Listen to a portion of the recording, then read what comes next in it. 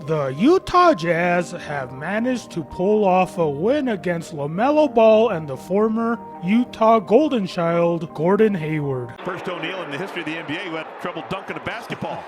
They also set a franchise record, 28 three-pointers. But are they the better team without Mike Conley in the lineup? You stupid. They're not. Welcome to Poach League. Today, let's talk about whether the Jazz have too much redundancy and if they could benefit from a roster adjustment. Regardless, the Jazz are the best team in the West. And if you like Jazz content, please remember to like and subscribe, as it is a free and easy way to support the channel. Little give and go right there, and LaMelo gets to the other side, and oh yeah, Conley, you small. The Jazz set a franchise record 28 three-pointers as they defeated the Charlotte Hornets 132 to 110 in Utah. Despite what the score might suggest, the Hornets were on par with the Jazz for much of the game and were ahead by halftime. Gordon Hayward scored 21 points, but despite his efforts, the fans showed their disdain for the traitor. Once the Jazz caught fire, Michael Jordan's Hornets had no chance, but was anyone else worried for a bit there? It seems like the Jazz are too deep in the backcourt and could use a different type of player in other positions. There are times you find the Jazz going with Donovan Mitchell isolations when their offense stagnates, and then they go to Rudy Gobert. As much as Gobert helps defensively, his lackluster offense is sometimes cringe-inducing. Nobody more frustrated than Rudy Gobert, who took out his anger on his own face. I mean, remember he used to punch cups, right? So that, which I think that, didn't this get him like a double That's what I was technical or gonna say. something like We took that? so much flack for punching cups. So this is what happened. I don't know if we should punch Let him ourselves punch in the face. cups. I mean, Literally, that yep. is self-facing. There it goes. When the Jazz force it in the paint and want him to somehow create a shot for himself, Rudy is great at creating for others. He sets great screens, he scores off second chance points, open dunks, but he doesn't have the offensive firepower like Joel Embiid or Nikola Jokic, for example. Maybe the Jazz should send him to Hakeem Olajuwon's training camp in the summer.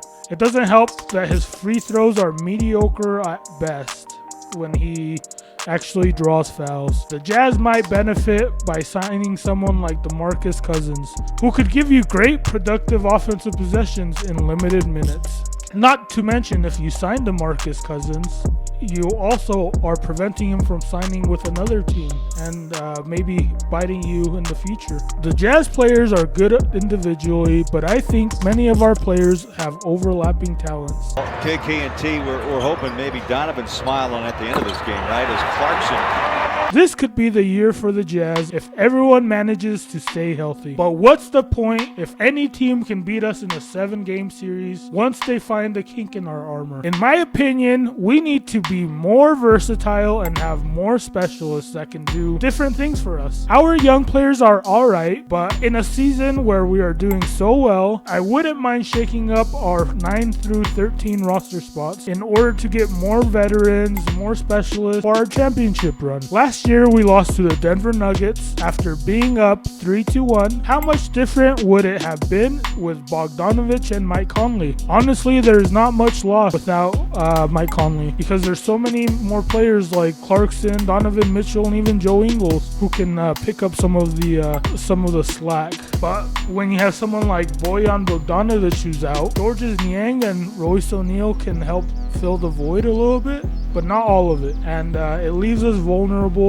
like we were in the Denver series. Let's go to our friend STP for some interesting statistics. SVP here. Thanks for using StatMuse. The Utah Jazz had a record of 18-7 without Mike Conley in 2019.